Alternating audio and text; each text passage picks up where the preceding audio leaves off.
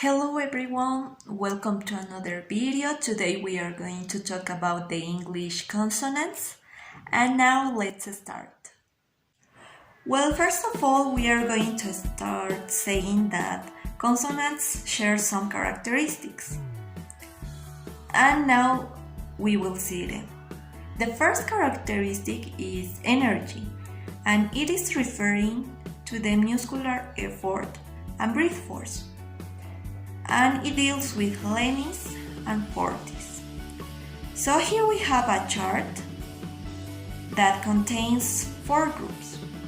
They are related with plosive, fricative, and affricate sounds. So in the first group, in letter A, they are Fortis, and they are always voiceless, and they don't present any changes.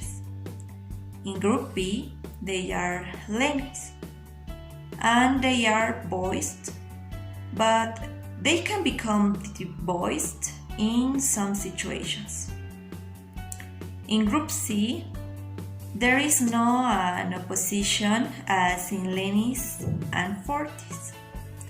So they are voiced, but they can become devoiced in some situations too. And the last group is this sound that looks similar like a letter H, and it is voiceless, but it can become voiced in some situations too. When we want to recognize a devoiced sound, we can observe a diacritic below the sound that looks similar as circle, as we can see here. The second characteristic is the length, and it applies for nasal and lateral sounds. So, if the sound that comes after the nasal or lateral sound is Lenis and voiced, so in that case, the nasal or lateral sound will present 2 diacritics on the right side. And that means that this sound is fully long. But if the sound that comes after the nasal or lateral sound is voiceless and Fortis, so in this case the nasal or lateral sound will present only 1 diacritic, and that means that this sound is half long. So in order to understand better this part, here we have some examples. So here we have spent and spent. In the first case, we can observe 2 diacritics on the right side of the nasal sound, because the sound that comes after it is Lenis and voiced. And in the case of spent, we observe only 1 diacritic on the right side of this nasal sound, because the sound that comes after it is Fortis and voiceless. And the same happens here in the case of build and build. The third characteristic is voiced, and it is referring to Lenis and Fortis. Remember, Fortis consonants are always voiceless, and in the case of the sound that looks similar like a letter H, so in this case this sound is voiceless, but it can become voiced when this sound is between voiced sounds.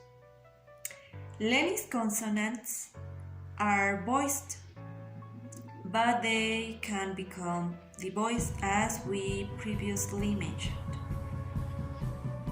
And it happens when they are before or after pauses, as we can see here in this example in bend. We can observe the diacritics below the Lenis consonants, and before and after Fortis consonants, as we can see here in the case of suitcase. And now let's see these sounds that are here. And these sounds are voiced and become devoiced when they are preceded by plosive and fortis consonants, as we can see here in this example. That is big deal.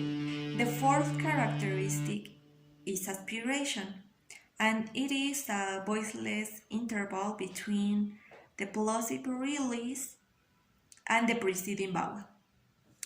So when we want to recognize the aspiration, we can observe that there is a kind of letter H on the top where there is the strongly aspiration, as we can see here in this example, in the case of 10. The characteristic number 5 is types of release, and here we have 5 types of them. The first one is oral release, and it consists that a plosive sound is followed by a vowel or semivowel. And the plosive sound is clearly perceived. For example, in this case of the word take. The second type of release is non-audible release, and there is a possibility for final plosives before pauses to have a lack of a release because of a weak opening of the stop.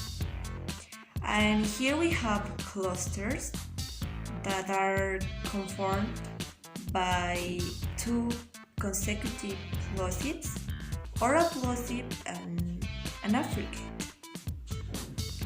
And we can recognize this type of release or in these clusters by a diacritic that is under this type of release. And this diacritic is like a kind of letter U or maybe a vowel. The third type of release is glottal reinforcement. And here fortis plosives and affricate sounds are reinforced by a glottal stop.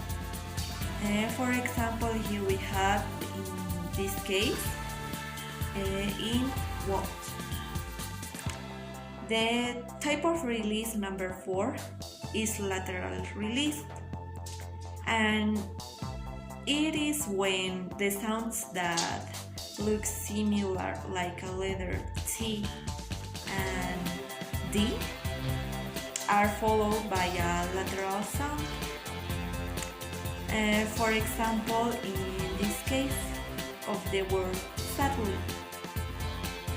Here you can observe a diacritic under this type of release, as we previously observed in the case of non-audible release. It's similar the diacritic that we can observe here. And the type of release number 5 is a nasal release, and this is the last one. And here is when a plosive is followed by a homogenic nasal before pauses and consonants.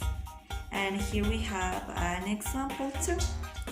In the case of get mine, as you can see here, a plosive is followed by a nasal.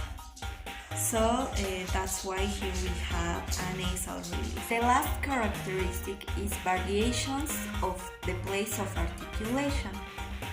It may be conditioned by the phonetic environment.